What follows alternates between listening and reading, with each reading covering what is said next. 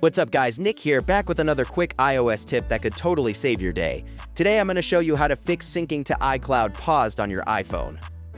You might be in a situation where your iPhone keeps giving you these issues or pop-ups that tells you if you know syncing with iCloud is paused.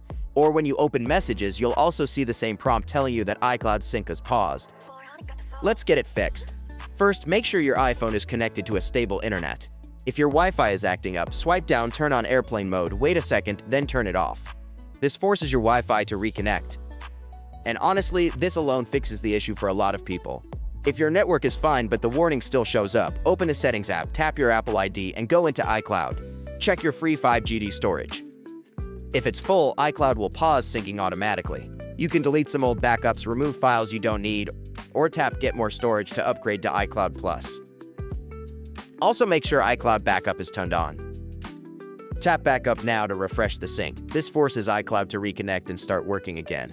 But if your iCloud storage is completely full and you don't want to upgrade, here's a smarter option. You can use iCareFone to back up your iPhone directly to your computer, permanently, without storage limits. Just download it from the link below, connect your iPhone with a cable, open iCareFone, go to Backup and Restore, then hit Backup Now. You can even choose exactly what you want to back up, which saves a ton of space. And yes, you can restore this backup to another iPhone later without using iCloud.